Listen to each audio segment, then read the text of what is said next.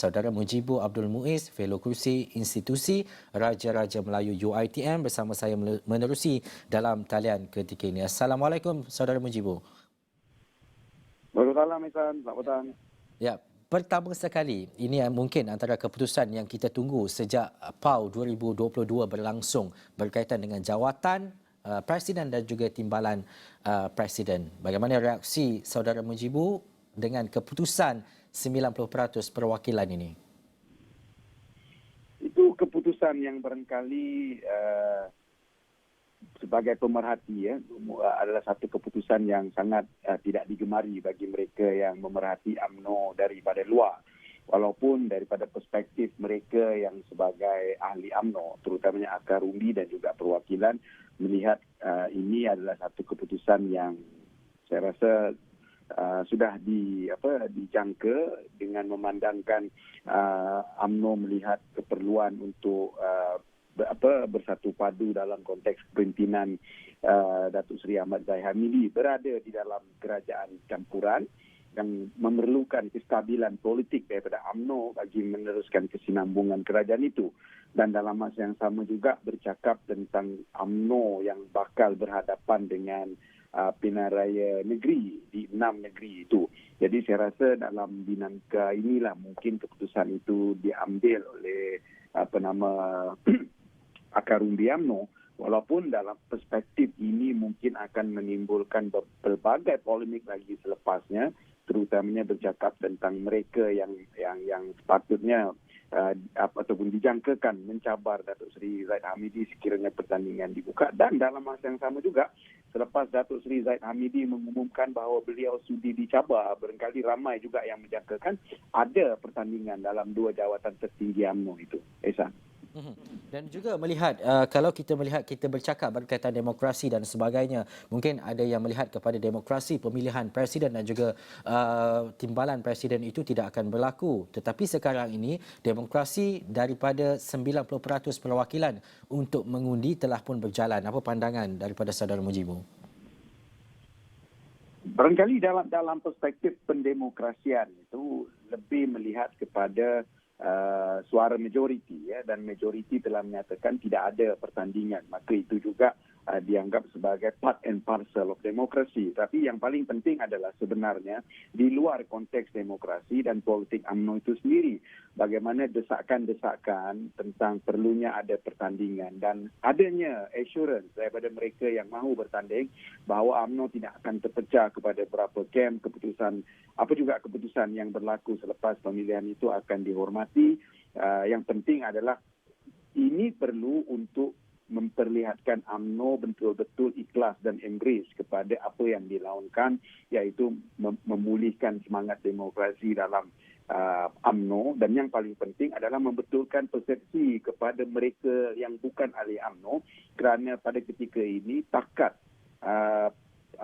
kepercayaan orang luar, terutamanya mereka yang bukan ahli UMNO itu kepada parti UMNO berada di paras yang paling teruk sekali. Jadi ini perlu barangkali bermula dengan proses pemilihan UMNO yang mungkin akan memberi sedikit sebanyak pulangan keyakinan bahawa UMNO ini benar-benar reform. Setelah apa yang berlaku daripada 2018, di sebalik UMNO ini telah diberikan beberapa elemen-elemen pengajaran, dan sudah tentulah dalam konteks pengundi yang pada hari ini tidak berparti. Jadi ini antara perlu yang dilakukan oleh UMNO bagi membetulkan persepsi. Jadi bagi saya, keputusan ini daripada perspektif UMNO perlu dihormati kerana itu juga part and parcel demokrasi kepartian. Tapi juga barangkali UMNO masih lagi gagal untuk mengambil peluang ini untuk membetulkan bagi saya persepsi pengundi yang bukan, mereka yang bukan ahli UMNO. Dikala saya rasa kalau ada pertandingan sekalipun, kem Datuk Seri Zahid Ahmad Hamidi ini barangkali mempunyai peluang yang lebih cerah untuk menang berbanding dengan pencabar-pencabar yang lain.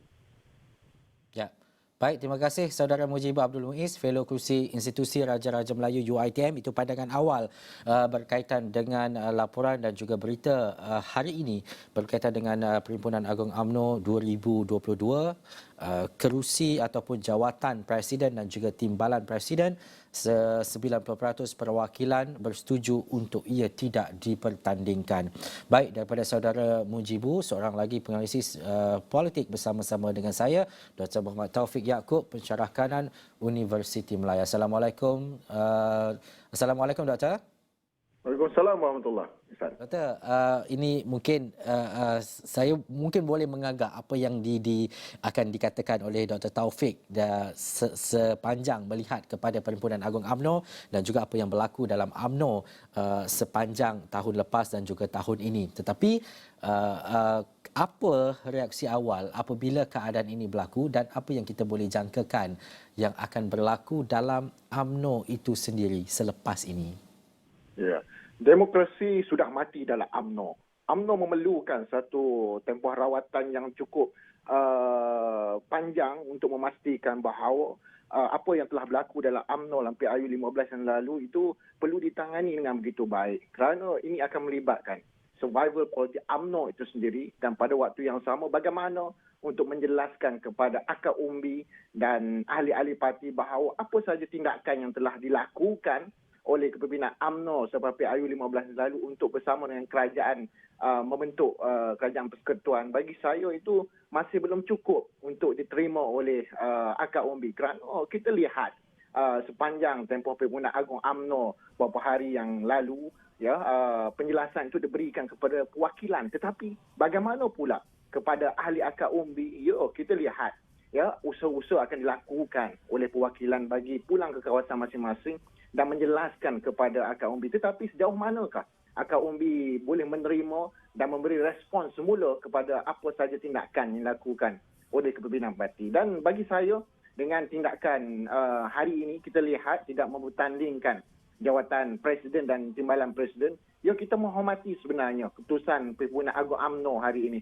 Hampir 90% yang mengundi secara angkat tangan dan suara, mereka menyatakan tidak perlu untuk pertandingan bagi jawatan presiden dan timbalan presiden. Tapi bagaimana dengan masa depan UMNO selepas ini? Demokrasi yang bersama-sama dengan kerajaan pimpinan Datuk Seri Anwar Ibrahim, bagi saya ini akan memberi satu imej yang tidak baik kepada kepimpinan Datuk Seri Anwar Ibrahim yang memperjuangkan tentang reformasi, islah, perubahan, dan beliau terkenal sebagai tokoh yang mengangkat ruang demokrasi itu terbuka dengan lebih luas. Tetapi dengan apa yang dilakukan oleh perwakilan UMNO hari ini, seolah-olah memperlihatkan bahawa tidak ada satu tindakan yang selari dengan apa yang dilakukan oleh Datuk Seri Anwar sepanjang perjuangan beliau dan ketika bersama dengan kerajaan reformasi ataupun kerajaan berteraskan perpaduan pimpinan Datuk Seri Anwar Ibrahim.